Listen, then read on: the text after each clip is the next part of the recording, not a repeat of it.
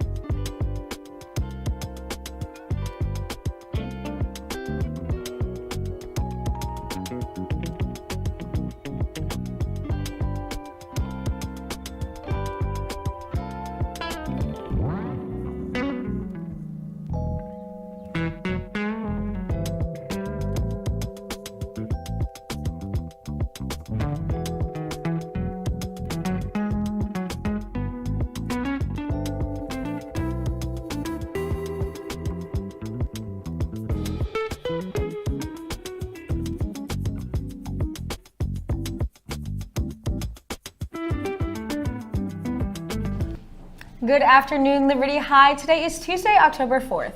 I'm Cadence Breyer, and I hope you all are having a great start to your day so far. Hello everyone, my name is Angeline Stars, and we have some interesting topics today in our show.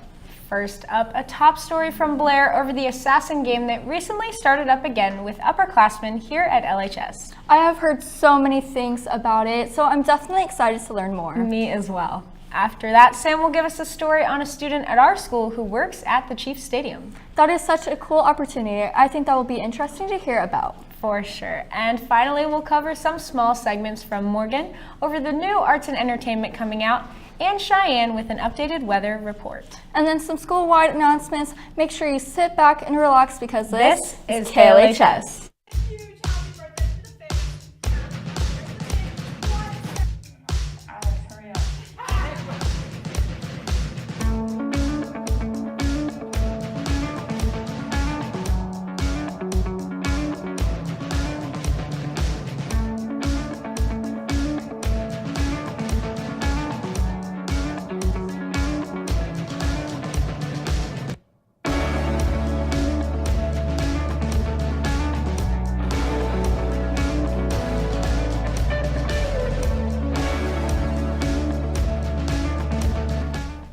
Now, Angeline, have you heard about this new Assassin game being talked about? Yes, I have, Cadence, and I can't seem to fully understand the rules. Honestly, me too, and all I know is that you have to get someone and someone has to get you. Let's head over to Blair to learn more about this subject.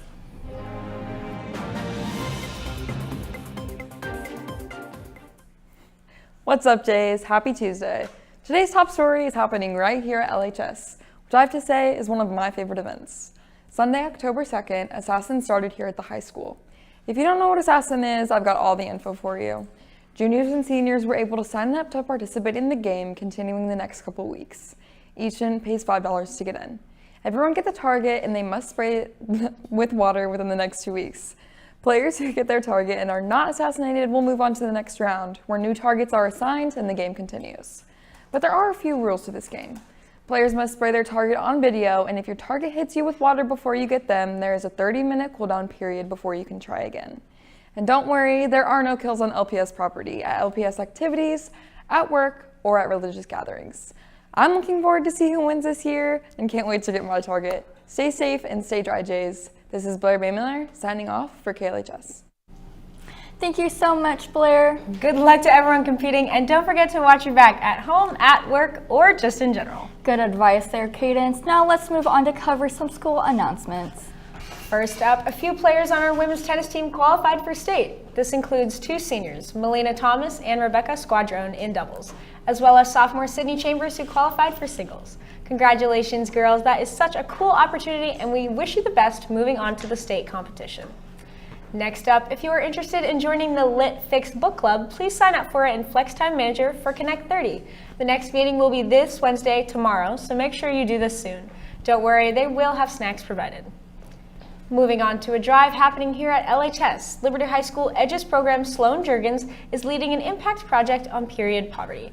They are hosting a feminine supplies drive from October 3rd through the 28th. Please donate any products you can because they are greatly appreciated. You can drop off your donations in the main office or in the view. Thank you to all the students who have donated, and we appreciate the support. And finally, our last announcements for the day. Our orchestra has a fall concert coming up. This will take place on Monday, October 10th at 7 p.m. in the PAC. This performance will feature our symphonic, concert, and chamber orchestras. They will play some standard repertoire as well as some Halloween favorites.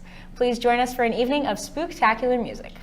We actually have another concert coming up in our Fine Arts department. Our choir is having a performance this Thursday night in the PAC, and band will be competing in a competition this Saturday.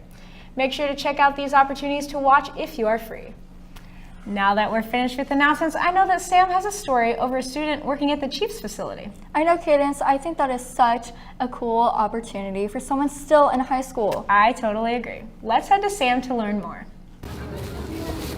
The daily hustle of a part-time job is all too common among youth, as we all do our best to save up for college, pay vehicle bills, or finance any other type of expense a teenager might find themselves facing.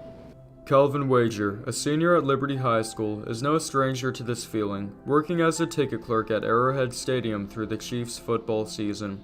Wager has been working at Arrowhead Stadium since last July, receiving the opportunity to do so after Arrowhead partnered with the DSI, an international organization promoting the rights of persons with Down syndrome. Though working at Arrowhead Stadium isn't all too common for high schoolers, the challenges Wager faces on the clock are much like any other. Every day when there's a game, it's always a challenge, and making sure they're in the right section. If they're in the wrong section, there's always a section restriction. What isn't too common, however, is the array of high-profile individuals Wager has had the opportunity to meet through his workplace. My favorite part of the job is that I get to meet really cool people. I've met Eric Stonestreet from Modern Family, which is amazing. I didn't know who he was when he came in, and when he took off his sunglasses, I was like, "Are you Eric Stonestreet?" And I was really starstruck. Wager's employment at Arrowhead isn't his first rodeo, as he also works at Texas Roadhouse, where he has been employed for a year. My favorite part about working at Texas Roadhouse is that I've always dreamt of working there.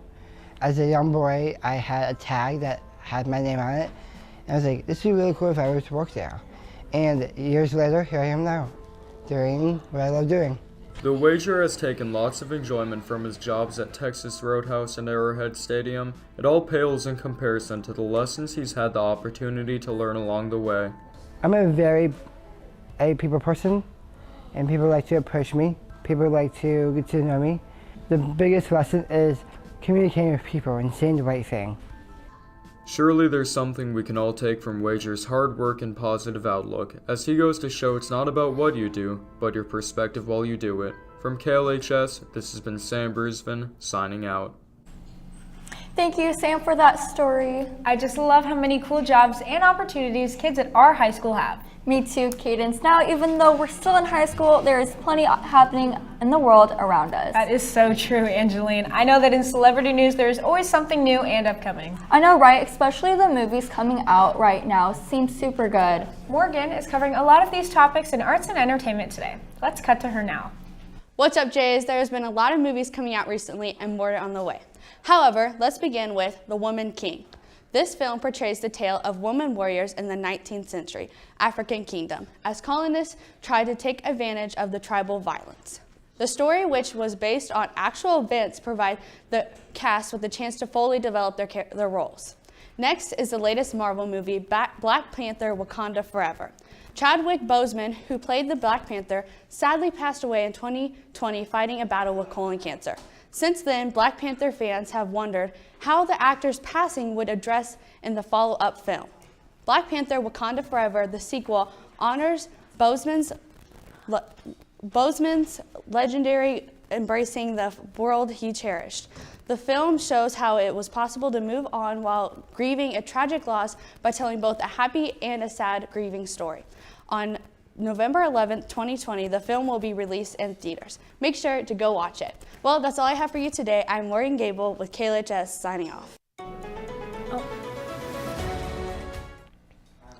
What's up, Jays? It's Tuesday, and I'm Shine here with your weather report. Looking ahead for this week, the temperature seems to vary from warm to cool this week. Walking out of school, the temperature should be around 80 degrees. The high is 81 and the low is 51. Moving on to Wednesday, the high is 78 and the low is 58. Next Tuesday, the high should be 78 and the low should be 54. Now lastly, Friday, the high should be 58 and the low should be 36. Talking about the game Friday, there's a game, the temperature should be around 58 degrees and slowly decline to 44 degrees by the end of the night. And it's going to be cold, so make sure you dress for the temperature. Also make sure you guys for the morning dress cool because weather's iffy. I'm Cheyenne with KLHS signing off. Thank you, Cheyenne, for that weather report. I am loving this fall weather and hope it stays for a while. So true, Angeline. Now that our show is almost finished, before we end, can everyone please stand for the pledge? I pledge allegiance to the flag of the United States of America and to the republic for which it stands, one nation, under God, indivisible, with liberty and justice for all. We'd like to thank our directors, on-air staff, and behind-the-scenes crew for KLHS. I'm Angeline Stars. and I'm Cadence Breyer. Have a terrific Tuesday, Jays. Yeah.